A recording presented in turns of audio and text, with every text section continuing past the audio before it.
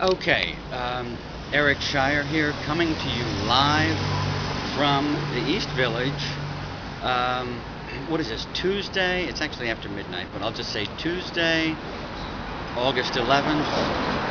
And I'm trying once again to make a video explaining the connection between two classic problems of Western metaphysics, namely whether the world is external to mind and whether the will is free. Now, a great deal has been said about these two problems over the centuries, and as far as I know, what I believe to be the intimate connection between them has never been noticed, and I want that to be the topic of this brief discussion.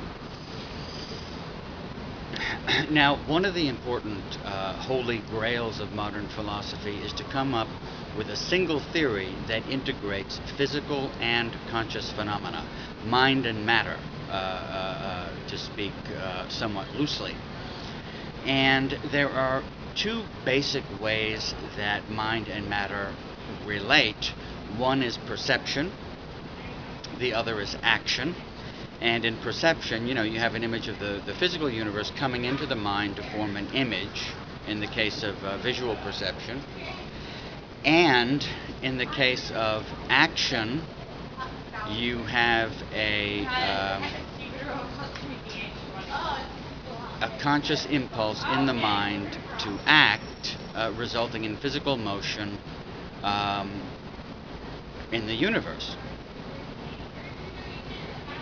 And because perception and action both involve interactions between mind and universe, albeit in opposite directions, in the case of perception it's incoming, and in the case of action it's outgoing, perception and action are considered two of a common ilk, and I think that's very widely regarded as being the case. And interestingly, the problem of whether the world is really external to mind generally is held to relate to perception, and the question of whether the will is free relates to action. Now, in the case of external realism, it can be readily seen that the problem has to do with the distinctness of subject and object. In other words, the conscious portion of the perception, namely the subject, is the image of the object of perception, and the physical part, the object, is simply a material object of which the conscious image is being made through perception. And if that object is distinct from the conscious image of it, then the world is held by this view to be external to mind. And if the image and the object, again, the conscious and physical portions of the perception, really are the same or coextensive, then the world is not external to mind.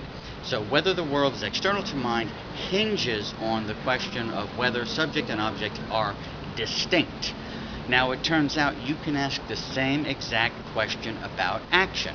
What is the conscious part of the action?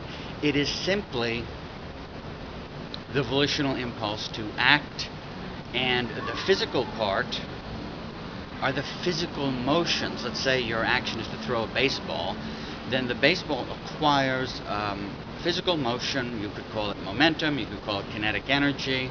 Any way you slice it, at least from the standpoint of classical physics, these motions are governed by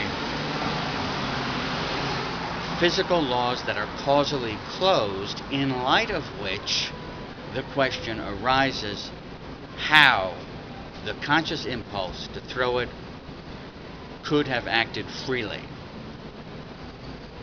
Or is the conscious impulse somehow constrained by those physical laws? So if the conscious impulse can act independently of those laws, the will is free. And again, it's a question of whether subject and object are distinct, whether the conscious and physical portions of an action are distinct, and if they're not, then the will is not free. So,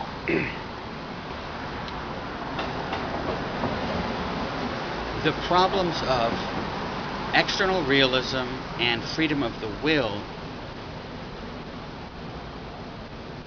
both have to do with whether subject and object are distinct. In one case it has to do with perception, in the other case with action. But it can be readily seen that they are two forms of the same problem. One might describe them as isomorphic to one another, to use a somewhat technical term. But for present purposes, it's enough to say that they are, they're just two forms of the same problem, which, as far as I know, has never been noticed.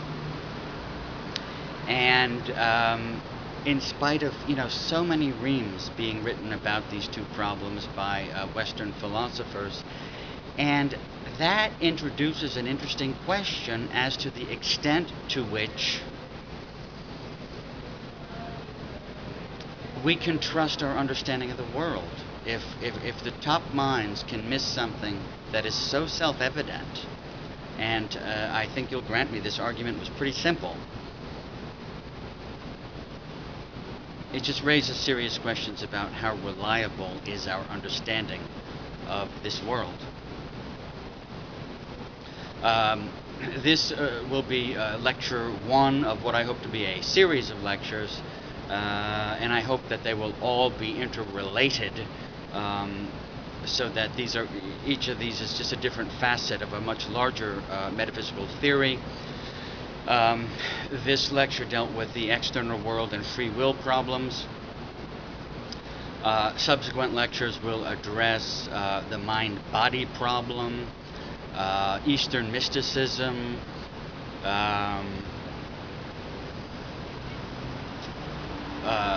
mathematics and abstract symbol systems, and we'll try to bring them all into a single, coherent, conceptual framework grounded on as few axioms as possible. And the beginning of all of this is this isomorphism between the problems of external realism and free will. Thank you.